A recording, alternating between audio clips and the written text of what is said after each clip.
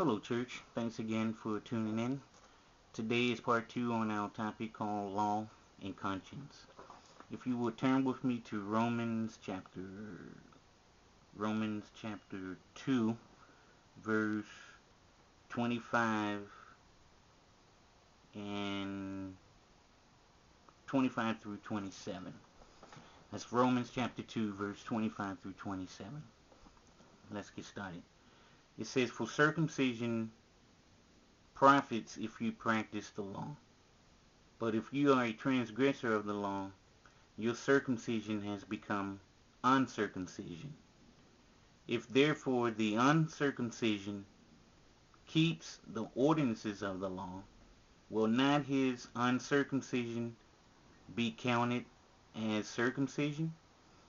Paul here is trying to make the point that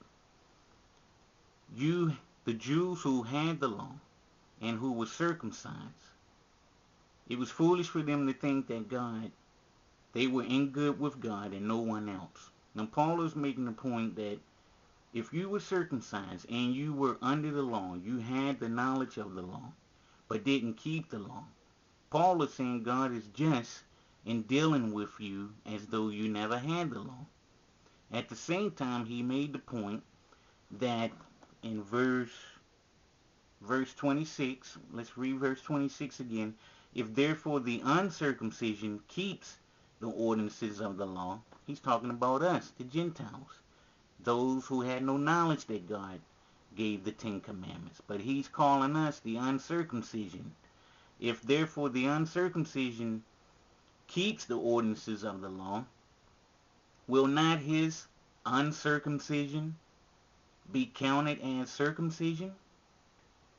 And the uncircumcision by nature, if he fulfills the law, will judge you who through the letter in circumcision are a transgressor of the law." So what we have here is Paul trying to get them to see, and I'm trying to get Christians to understand this. I guess this is the main thing I want us to understand. We don't have all the answers, but we can rest assured that God is a just God and that he had a plan for all of mankind outside of the law. You see, the Bible strictly follows the history of one race of people. It basically follows the history of one race of people. But that don't mean that God never had a plan for the whole world. Now we know through Christ what he did was not just for the Jews. He did it for the whole world. I'm trying to make the point that God had us, the Gentiles, in mind from the day of Adam and Eve was created. So the way God was going to lead us through Christ, was going to lead us to Christ, was through our conscience.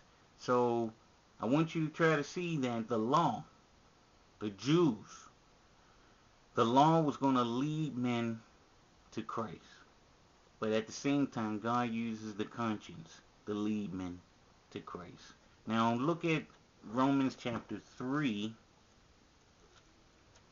Romans chapter 3,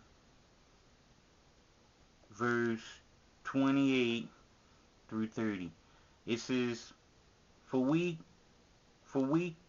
account that a man is justified by faith apart from the works of the law."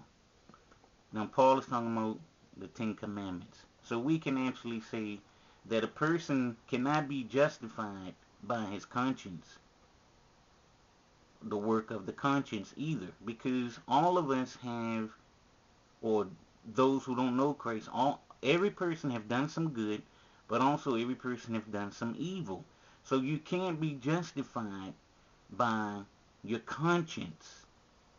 But what the conscience was supposed to do was to bring us to a point of faith. It's supposed to bring us to a point of faith, just like the law. The Bible tells us, as we're going to continue to read, it says, "For we account that a man is justified by faith apart from the works of the law, or is he the God of the Jews only? Is he not of the Gentiles also? Yes, of the Gentiles also. If indeed God is one who would justify the circumcision out of faith and the uncircumcision through faith."